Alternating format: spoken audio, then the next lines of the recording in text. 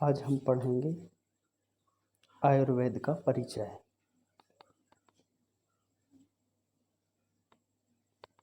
जिसके अंतर्गत आयुर्वेद का परिचय, आयुर्वेद शब्द का अर्थ, आयुर्वेद की परिभाषा, आयु के प्रकार, आयुर्वेद का लक्ष्य, आयुर्वेद के मुख्य उद्देश्य आदि की चर्चा करेंगे।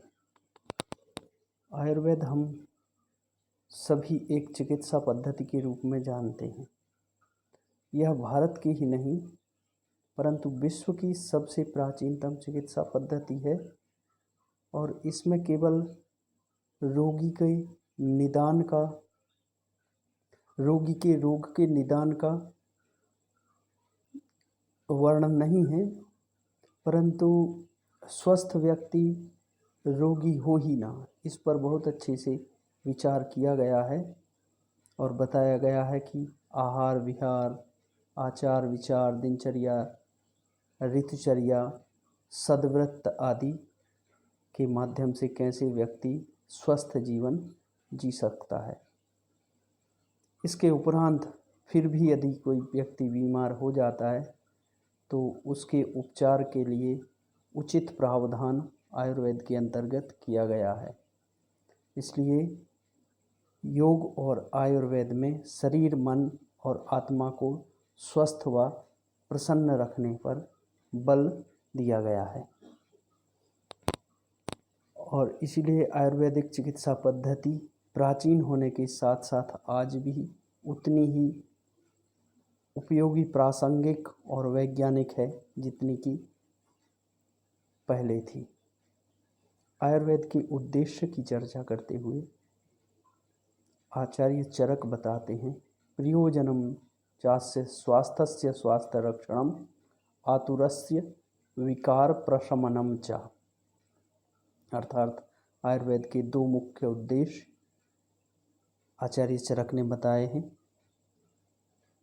स्वस्थ व्यक्ति के स्वास्थ्य की रक्षा और रोगी व्यक्ति के रोग को दूर करना या उसका उपचार करना। स्वास्थ्य की रक्षा मानव मात्र का पहला धर्म है। इसको ध्यान में रखते हुए कहा भी गया है, धर्म अर्थ काम मोक्षाणाम आरोग्यम मूलम उत्तमम। अर्थात धर्म, अर्थ, काम और मोक्ष, इन सब का जो मूल है वह आरोग्य है, स्वस्थ रहना है। इसलिए हर एक व्यक्ति को पहला प्रयास करना चाहिए कि वह स्वस्थ रखे और कहा भी गया है, पहला सुख निरोगी काया। आयुर्वेद के अर्थ की जब हम बात करते हैं तो आयुर्वेद शब्द दो शब्दों के मेल से बना है, आयुष और वेद।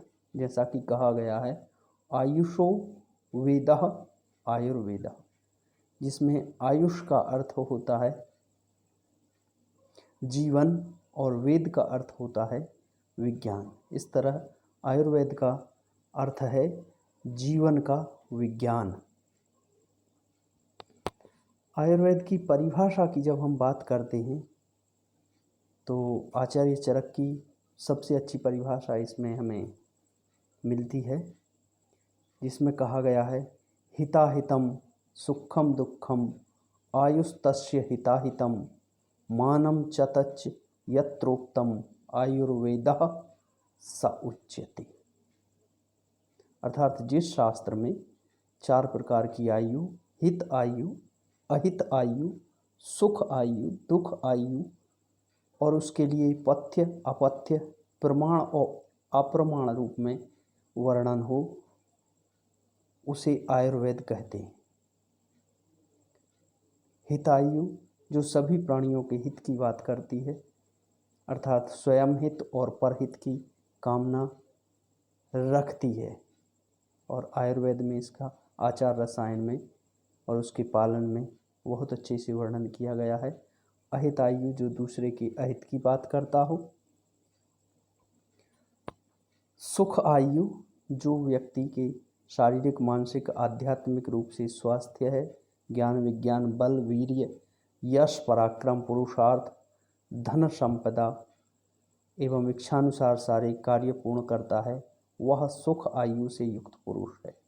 दुख आयु, जो व्यक्ति शारीरिक मानसिक और आध्यात्मिक रूप से अस्वस्थ और दुखी है, वह दुख आयु है। आयु स्वरूप के नाम से आयुर्वेद की एक परिभाषा है। आयु को बढ़ाने वाले हितकर सहित अनायुष, अर्थात जो आयु का नाश करने वाले हैं, इन सब की जिस शास्त्र में चर्चा की जाती है वह आयुर्वेद है। व्यक्ति की आयु कितनी है, इसका वर्णन इसमें आता है। आयु के गुण कर्म व कर्म सभी मनुष्यों के हित की बात जिस शास्त्र में वर्णित है उसे आयुर्वेद कहते हैं। आयुर्वेद के लक्ष्य की चर्चा करते हुए कहा जाता है कि आयुर्वेद का लक्ष्य भी योग की भांति मोक्ष ही है। जैसे कि पहले हम चर्चा कर चुके हैं,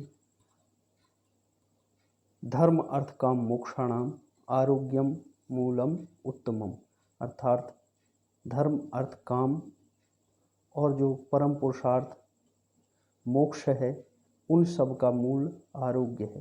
अर्थात आयुर्वेद भी मोक्ष की बात करता है और मोक्ष को प्राप्त करने के लिए व्यक्ति को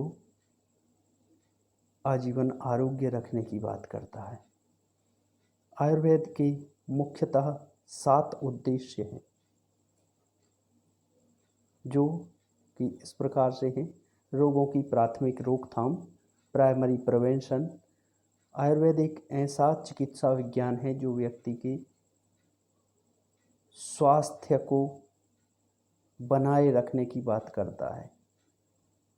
और बाकी जो दूसरे चिकित्सा विज्ञान हैं वह रोगी को स्वस्थ करने की बात करते हैं, लेकिन आयुर्वेद रोगी को स्वस्थ करने के साथ साथ पहले सबसे ज़्यादा जोर इस पर देता है कि व्यक्ति रोगी हो ही ना, और इसके लिए उसमें स्वास्थ्य वृत्त में बहुत अच्छे नियमों की चर्चा करता है, जिससे कि व्यक्ति रोगों से दूर रह सकता है,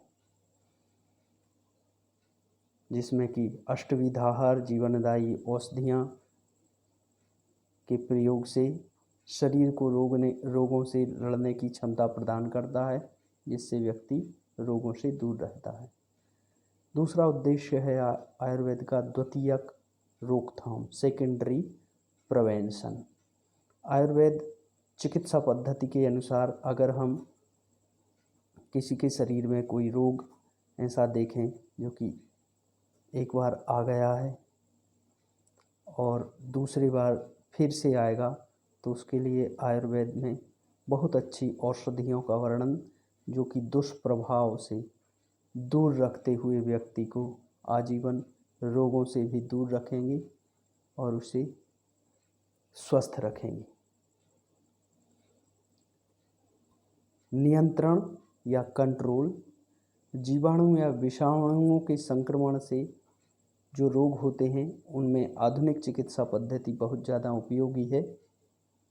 सभी रोग प्रतिरोधक क्षमता को बढ़ाने और कुछ रोग जिनका कि कोई निदान नहीं होता उनके नियंत्रण में आयुर्वेदिक दवाइयाँ बहुत सक्षम हैं।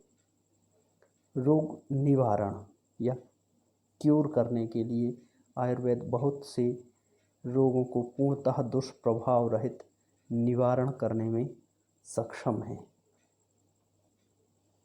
रोगों का उग्र अवस्था में उपचार, एक्यूट मैनेजमेंट में आयुर्वेद जैसे हृदयाघात पक्षाघात जैसी बीमारियों में अतिशीघ्र तो आधुनिक चिकित्सा ही लेनी चाहिए, लेकिन बहुत सारी बीमारियां जिनमें कि व्यक्ति तुरंत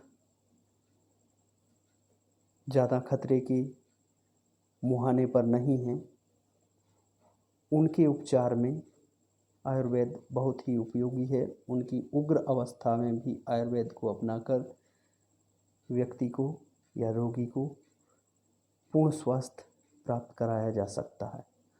पुनः स्थापन या रिहैबिलिटेशन, जब कोई व्यक्ति किसी बीमारी से वापिस आता है और उसका स्वास्थ्य या शरीर ऊर्जा रहित होता है, तो ऐसे व्यक्ति के लिए आयुर्वेद बहुत से रसायन या उपयोगी औषधियाँ बताता है, जिससे कि व्यक्ति बहुत जल्दी अपने पूर्ण स्वास्थ्य को प्राप्त करके